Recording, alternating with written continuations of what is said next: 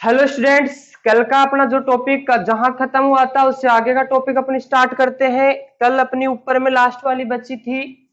तो ऊपर में दे रखा है कि कोई त्रिभुज एबीसी है जिसकी दो भुजाओं के वर्गों का योग सिद्ध क्या करना है आपको। त्रिभुज की दो भुजाओं के वर्गों का योग तीसरी भुजा के आधे के वर्ग और तीसरी भुजा की माध्यिका एडी के वर्ग के योग के दो गुणे के बराबर होता है, यह आपको सिद्ध करना है। और इस प्रमेय में दे रखा है एडी क्या है, माध्यिका है। एडी क्या है, माध्यिका है। तो अपन रचना करते हैं, यहाँ ए लंब बीसी का निर्माण करते हैं। ए भुजा लंब डालते हैं बीसी पर, तो ए लंब बीसी का निर्माण किया।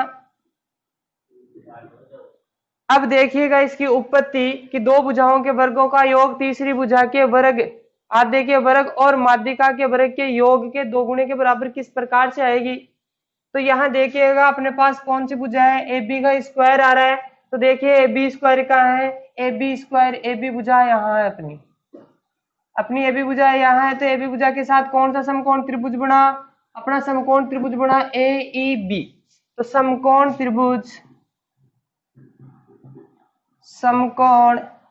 त्रिभुज ए ई बी में पाइथागोरस प्रमेय से क्या होगा, कर्ण का स्क्वायर यानी कि ए बी का स्क्वायर बराबर आधार का स्क्वायर यानी बी ई का स्क्वायर प्लस लंब का स्क्वायर यानी ए ई का स्क्वायर। इसको देते हैं समीकरण नंबर 1 नाम। दूसरी कौन सी भुजा है, एसी। एसी भुजा कहाँ है, ये वाली। तो कौन सा समकोण त्रिभुज बना, ए ई और सी। त्रिभुज ए ई सी में पाइथागोरस प्रमेय से या बोधायन प्रमेय से क्या है, पाइथागोरस प्रमेय कर्ण स्क्वायर यानी एसी का स्क्वायर बराबर आधार स्क्वायर यानी सी ई का स्क्वायर प्लस लंब स्क्वायर यानी कि ए ई का स्क्वायर। ये समीकरण नंबर 2। और देखो यहाँ तीसरी भुजा कौन सी आई, एडी। एडी कर्ण है देखो किस त्रिभुज का, एडी कर्ण त्रिभुज ए ई डी का। तो अपने पास ये वाला त्रिभुज लेते हैं जो एक समकोण त्रिभुज है और इसमें भी पाइथागोरस प्रमेय लगाते हैं। त्रिभुज इसी प्रकार त्रिभुज ए ई डी में पाइथागोरस प्रमेय से क्या होगी, पाइथागोरस प्रमेय कर्ण स्क्वायर यानी कि एडी का स्क्वायर बराबर आधार स्क्वायर प्लस लंब स्क्वायर। आधार क्या है, डीई और लंब क्या है, एई का स्क्वायर। समीकरण नंबर इसको 3 देते हैं। अब देखिएगा यहाँ ए बी और एसी का क्या करवाया, योग करवाया। तो ए बी समीकरण नंबर 1 में है और एसी समीकरण नंबर 2 में है। तो दोनों समीकरणों का क्या करना होगा, हमें योग करना होगा। तो समीकरण 1 और 2 को जोड़ने पर समी 1 व 2 का योग करने पर, समी 1 और 2 का योग करते हैं तो क्या पाते हैं अपन, LHS को जोड़ा तो A B square plus A C square आया और RHS को जोड़ते हैं क्या आ गया, BE का स्क्वायर और क्या आया, AE का स्क्वायर प्लस यहां से क्या आया, CE का स्क्वायर प्लस AE का स्क्वायर। अब यहां देखिएगा AE दो जगह है तो कितने AE हो गए, 2 AE हो गए। तो बच गया क्या आपके पास, BE square CE square plus 2 AE square. इस समीकरण में देखो AE भुजा है, AE भुजा चित्रानुसार अपने रचना की है और जिस भुजा की रचना अपने क्वेश्चन को हल करने के लिए की गई है उसका सिद्ध करने में प्रयोग नहीं होता, वो हल करने की दृष्टि से अपने क्वेश्चन को हल करने में सहायक होती है। तो इस भुजा को हटाएंगे क्योंकि ए का कोई प्रयोग नहीं है। तो समीकरण 3 से ए की जगह ए का मान लिखते हैं। तो यहाँ से ए का मान निकालते हैं तो ए का मान क्या आता है, ए स्क्वायर बराबर आ गया A D square minus D का स्क्वायर। इसको देते हैं समीकरण नंबर 3। और देखिएगा बीई और सीई, बीई यहां से यहां तक की भुजा है और सीई यहां से यहां तक की भुजा है।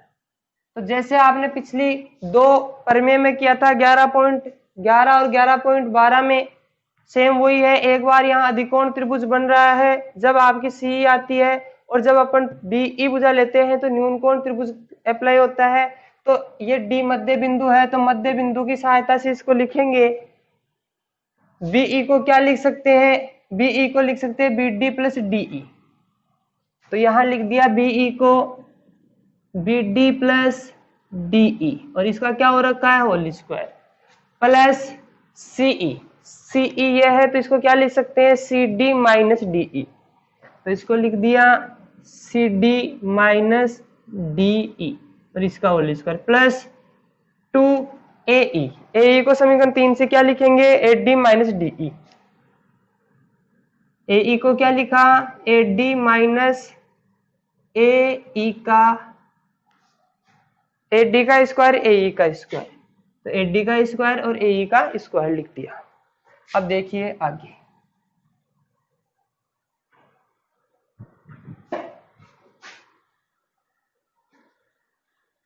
आगे देखते हैं।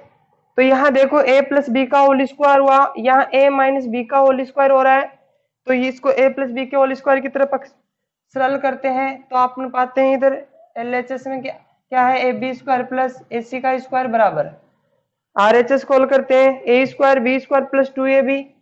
तो लिख देंगे बी डी का स्क्वायर प्लस DE का square plus A square B square हो गया 2AB, प्लस क्या लिख देंगे 2AB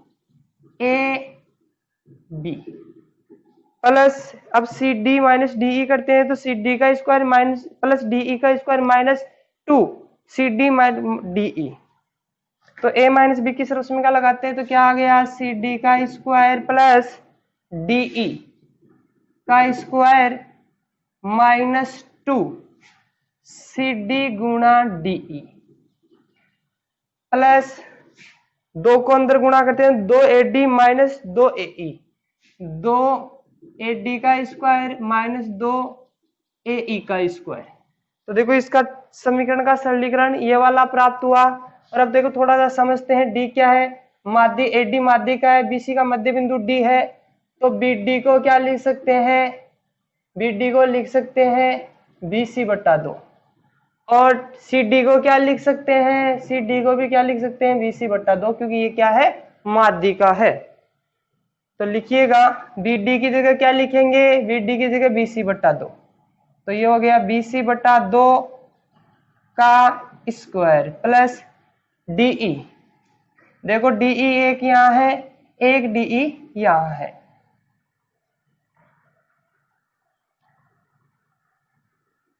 DE।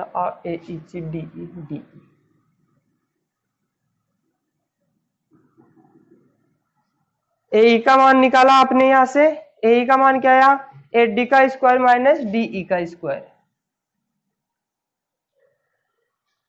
समीकरण 3 से आपने AE का मान निकाला, वो क्या था, AD का स्क्वायर माइनस DE का स्क्वायर। समीकरण 3 का प्रयोग यहाँ AE की जगह मान लिखा, AE का मान AD square minus DE square, और आगे सरल करते हैं। देखो कितना DE हो गया, एक DE यहाँ है, एक DE यहाँ है, कितने DE हो गए 2DE, और 2DE प्लस के 2DE माइनस के कैंसिल।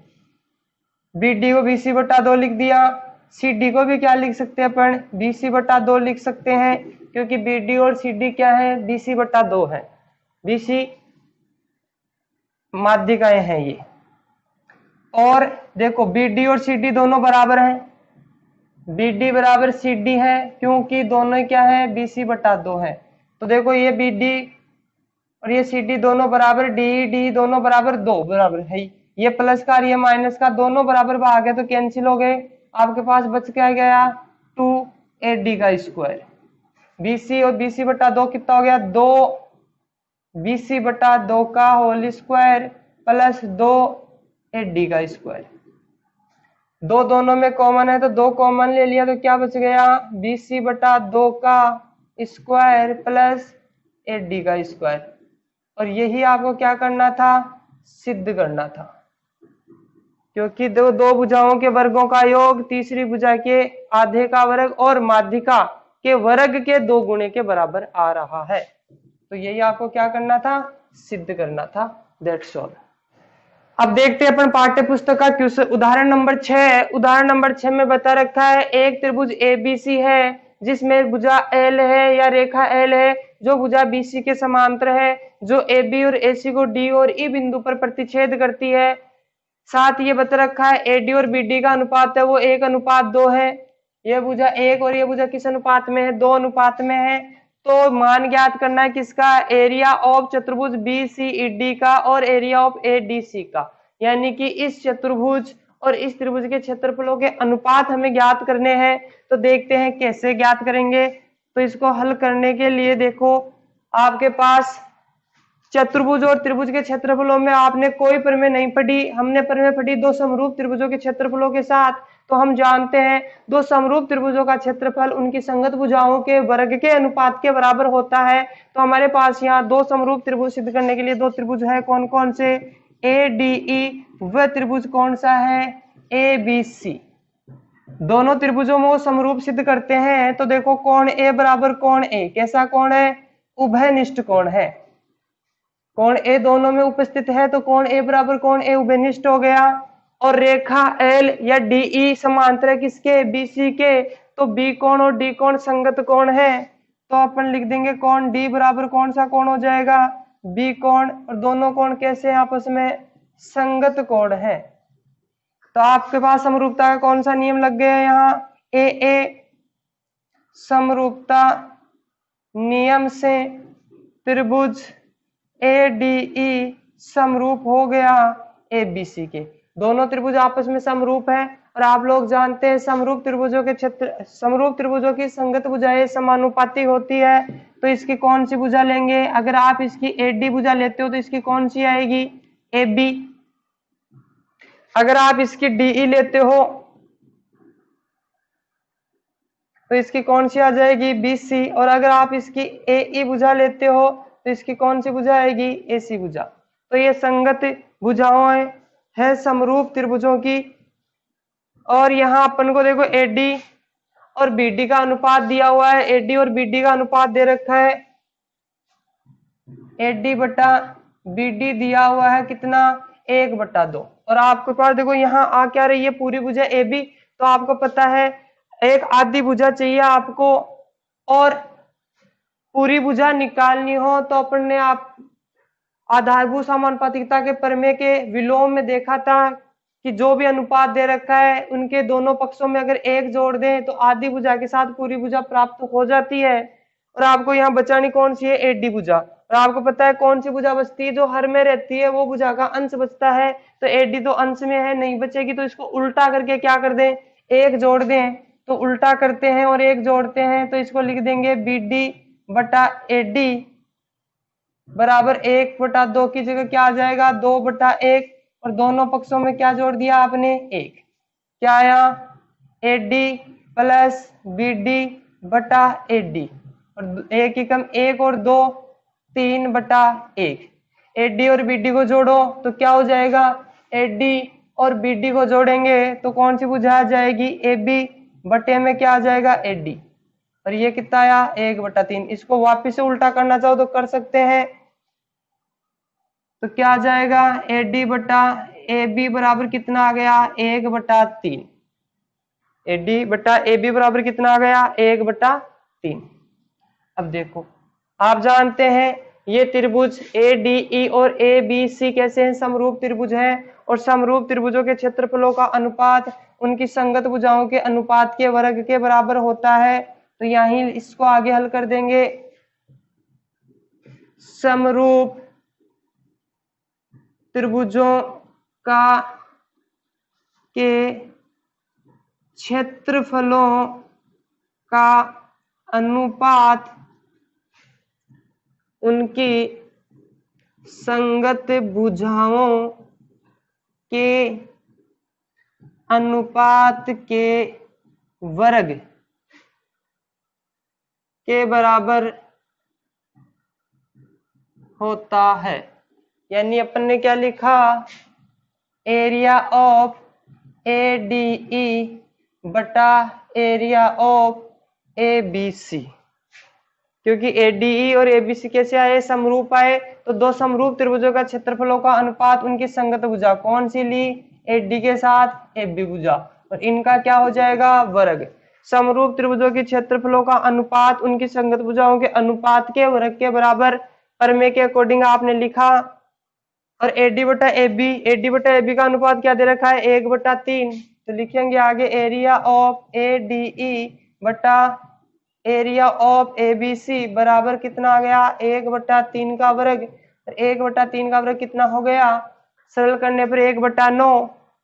9 का पक्षांतरण करते हैं तो AD से गुणा होगा, और BC का पक्षांतरण ABC का पक्षांतरण करते हैं तो 1 से।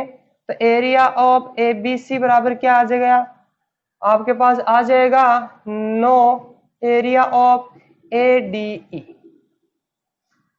इसको देते हैं समीकरण नंबर 1। अब आपको ज्ञात क्या करना है, यहाँ चतुर्भुज BCED का क्षेत्रफल और ADE का क्षेत्रफल। तो हल करते हैं इसको आगे। एरिया ऑफ चतुर्भुज BCED बटा एरिया ऑफ ADE।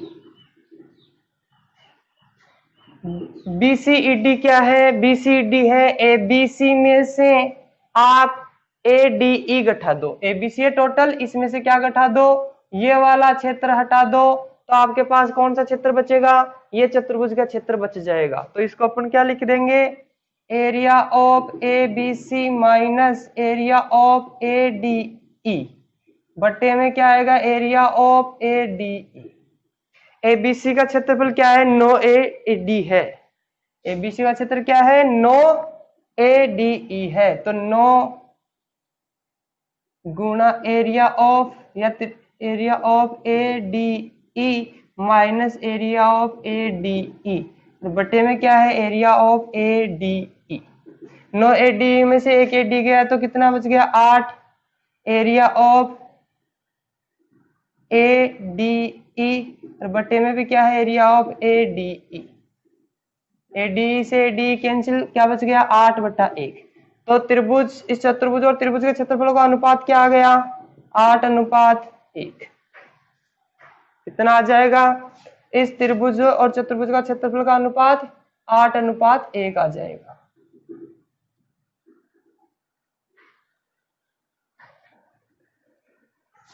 उदाहरण नंबर 10 है, एक त्रिभुज ABC है जो एक समबाहु त्रिभुज है।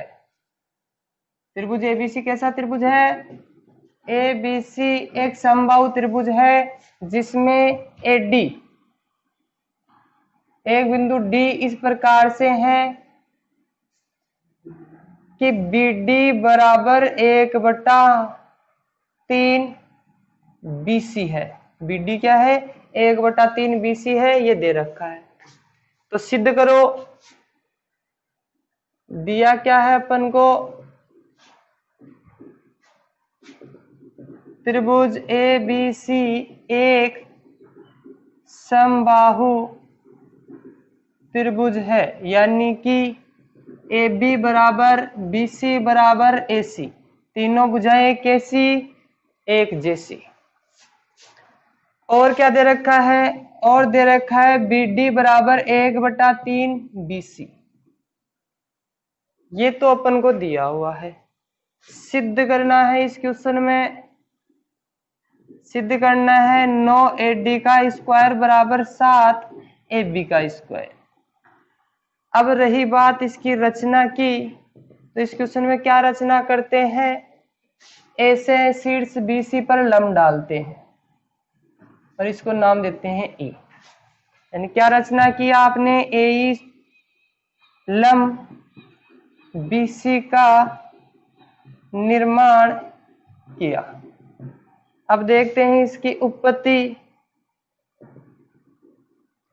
जो कि बड़ी सरल है। AB और AD दो भुजाएं आ रही, दोनों का वर्ग आ रहा है, तो पाइथागोरस प्रमेय लगाते हैं अपन। AD ये वाली भुजा है, तो इस भुजा के साथ कौन सा समकोण त्रिभुज बना, AED, ये समकोण त्रिभुज बना। तो समकोण त्रिभुज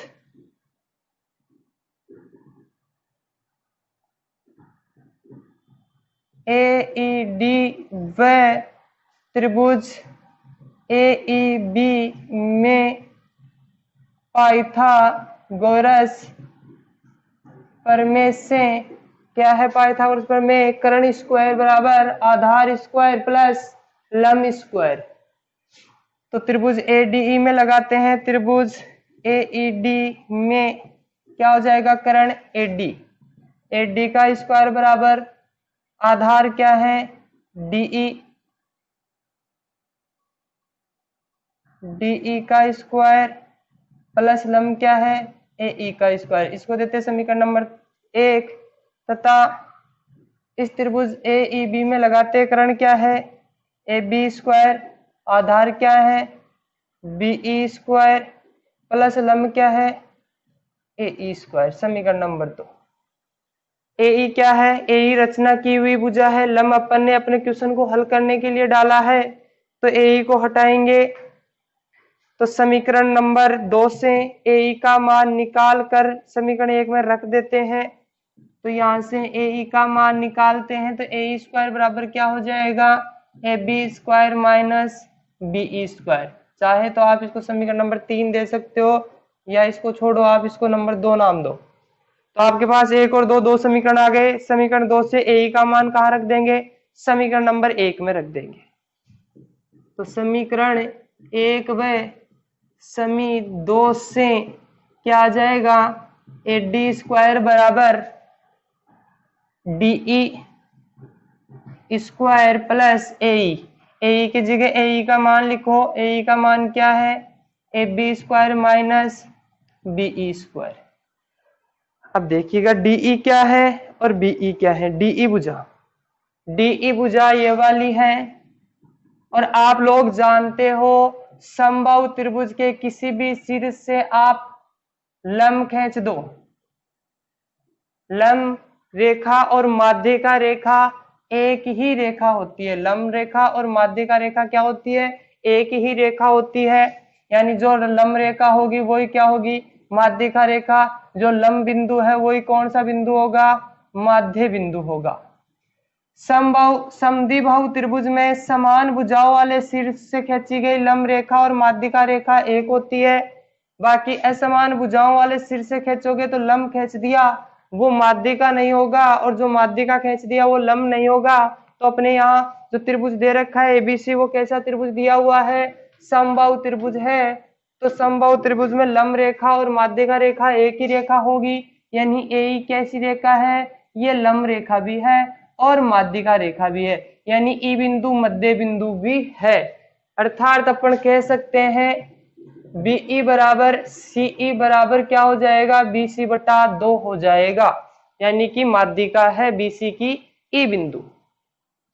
रही बात डीई की, तो देखो बीई के कितने टुकड़े हो गए, बीई के 2 टुकड़े हो गए। कौन कौन से, बीडी प्लस डीई, और आपको क्या चाहिए डीई भुजा चाहिए।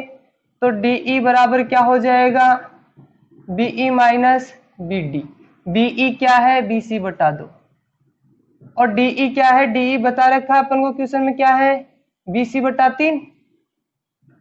सरल कर लो, 6 लघुत्तम आ गया तो क्या हो जाएगा 3 बीसी माइनस 2 बीसी बटा 3 2 नीच 6।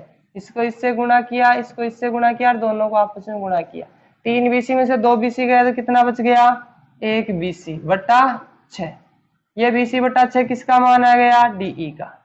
तो डीई की जगह डीई का मान रखेंगे। तो देखो डीई का मान कितना आया बीसी बटा 6, बीसी बटा 6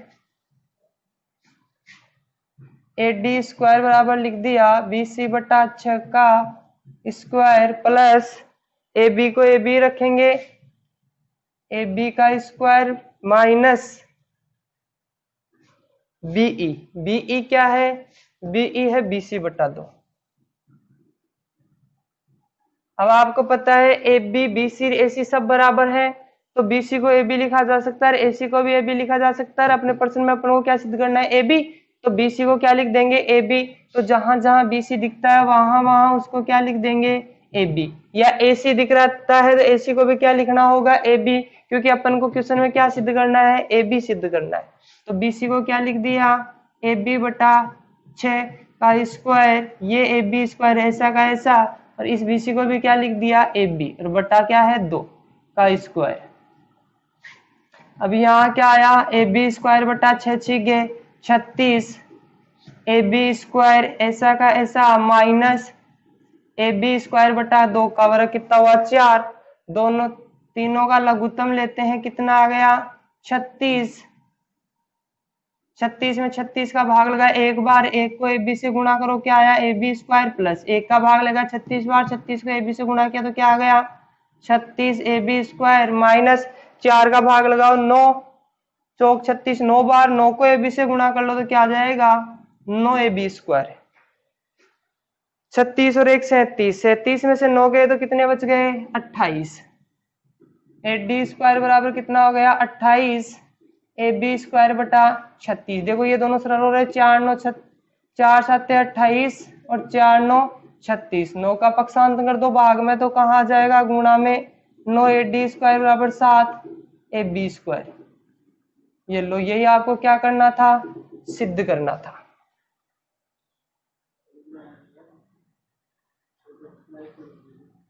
देखो समझ में आ गया, ठीक है, नहीं आया बाहर में जाओ, मेरा ठेका ले रखा है क्या, सही। आराम में अपन को बता रखा है एक समकोण त्रिभुज है,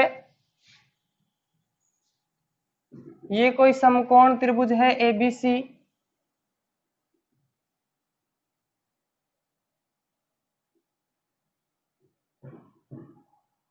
ABC कोई समकोण त्रिभुज है जिसकी AB और BC भुजा पर कोई दो बिंदु है D और E, D और E कोई दो बिंदु है।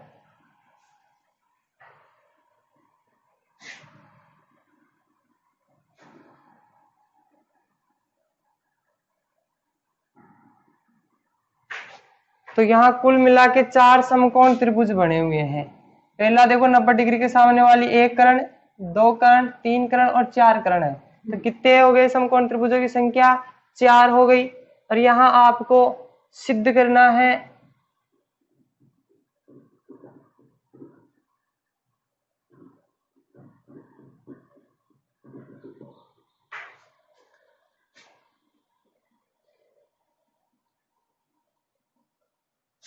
दे तो क्या रखा है त्रिभुज ABC में कोण B क्या है, कोण B समकोण है, ये दे रखा है, तथा AB व BC पर क्रमशः D व E बिंदु है। यह आपको दिया हुआ है, सिद्ध करना है। सिद्ध क्या करना अपन को, यहाँ AE का स्क्वायर प्लस CD का स्क्वायर, AE का स्क्वायर प्लस CD का स्क्वायर बराबर AB square, AB square plus DE square. यह आपको क्या करना है सिद्ध करना है। अब देखते हैं इसकी उत्पत्ति। 4 समकोण त्रिभुज है तो चारों में पाइथागोरस प्रमेय लगाते हैं। तो सबसे पहले त्रिभुज ले लेते हैं ABC, त्रिभुज ABC, त्रिभुज दूसरा कौन सा लेते हैं ABE, तीसरा त्रिभुज कौन सा लेते हैं DBC, त्रिभुज DBC व त्रिभुज DBE में पाइथागोरस प्रमेय लगाने पर, तो पहले त्रिभुज में लगाओ तो क्या आया AC कर्ण का स्क्वायर बराबर आधार का स्क्वायर प्लस लंब का स्क्वायर, इसको देते हैं समीकरण नंबर 1 नाम। दूसरा त्रिभुज कौन सा लिया ABE, तो ABE में कर्ण क्या है AE, तो क्या आ जाएगा AE का स्क्वायर बराबर कर्ण स्क्वायर बराबर आधार स्क्वायर BE का स्क्वायर प्लस लंब स्क्वायर AC का स्क्वायर, समीकरण नंबर 2। फिर देखो कौन सा त्रिभुज है DBC त्रिभुज में कर्ण क्या है DC, तो कर्ण स्क्वायर DC या CD का स्क्वायर बराबर आधार स्क्वायर यानी BC का स्क्वायर प्लस लंब स्क्वायर यानी कि BD का स्क्वायर, समीकरण नंबर कौन सा आया तीसरा। तथा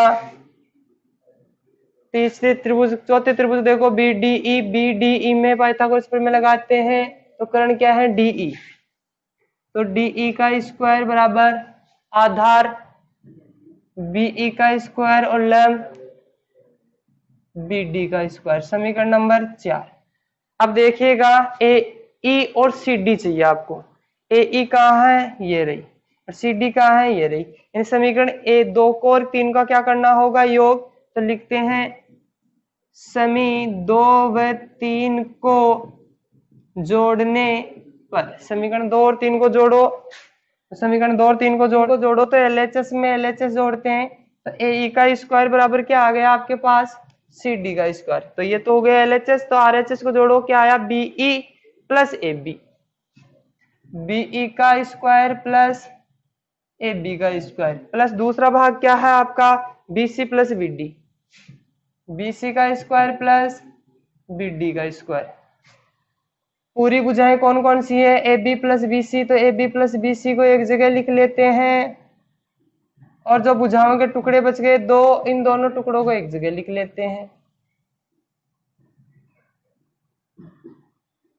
AB प्लस BC समीकरण नंबर 1 देखो भाई, AB प्लस BC क्या है, AC plus BE plus BD, समीकरण 4 देखो, BE प्लस BD क्या है, DE। तो क्या आ गया आपके पास, AE का स्क्वायर प्लस CD का स्क्वायर बराबर AC square plus DE square. यही आपको क्या करना था, सिद्ध करना था। क्वेश्चन नंबर 3 जो एक ठीक क्वेश्चन है, उसमें बता रखा है एक ही आधार BC पर दो त्रिभुज बने हुए हैं ABC, और दूसरा बना हुआ है DBC। ABC और DBC है, BC और AD को ऐसे मिलाते हैं तो वो कहाँ काटते हैं, O बिंदु पर काटते हैं।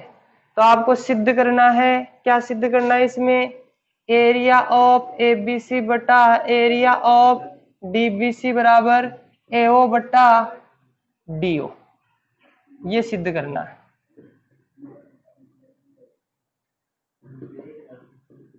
और दिया क्या है इस प्रश्न में, दे रखा है एक ही आधार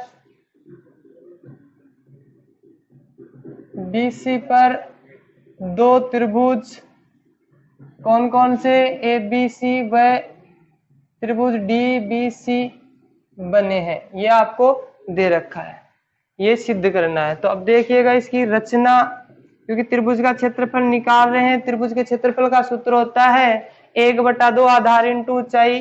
तो इस सिर से इस भुजा पे लंब डालते हैं, तो ये लंब डाल दिया, और इस भुजा पर लंब डालते हैं D सिर से, तो ये लंब आया। त्रिभुज ABC का क्षेत्रफल, यानी कि इनको नाम देते हैं,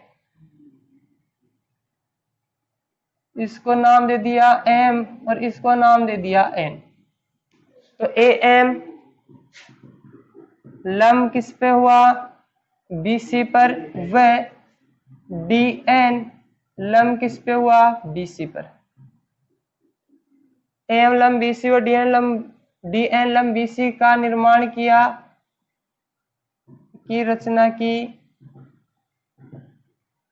अब देखो आप इसकी उत्पत्ति, त्रिभुज का क्षेत्रफल क्या होता है, 1/2 आधार इंटू ऊंचाई। तो त्रिभुज ABC का क्षेत्रफल बटा त्रिभुज DBC का क्षेत्रफल, एरिया ऑफ त्रिभुज ABC बटा एरिया ऑफ त्रिभुज DBC।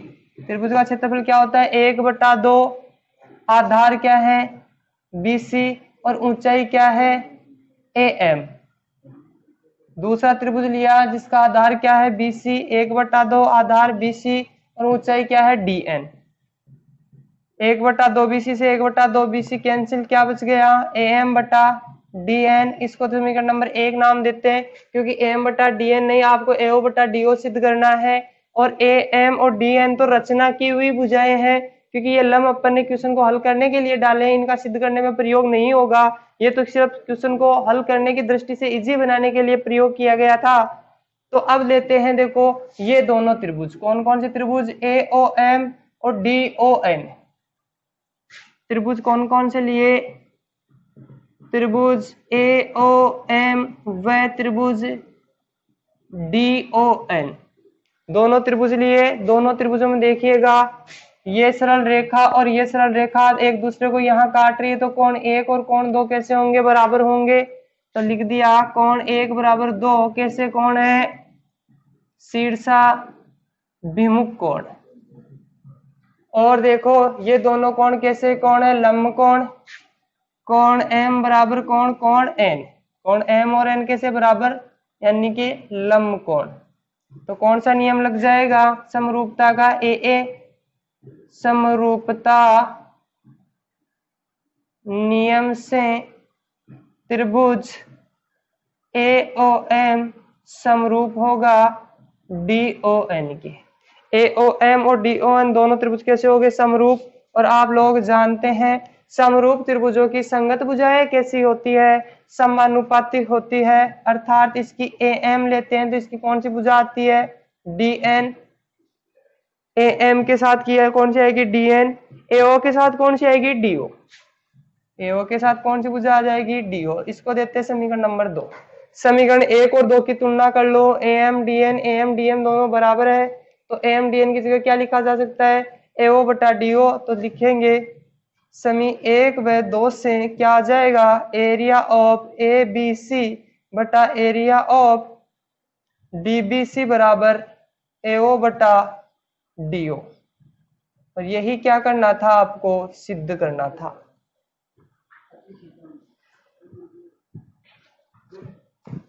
तो आज के चैप्टर, ये अपना 11वां चैप्टर क्लोज होता है यहाँ। इसके लगभग अपन ने क्वेश्चन कर लिए। आगे के क्वेश्चन, अगर इनमें से कोई क्वेश्चन आपको समझ में नहीं आ रहे हैं तो आप कमेंट बॉक्स में कमेंट करके बता सकते हैं। हमारी ये प्रश्नावली कैसी लगी आपको? अगर अच्छी लगी हो तो लाइक कीजिएगा, शेयर कीजिएगा और सब्सक्राइब कीजिएगा।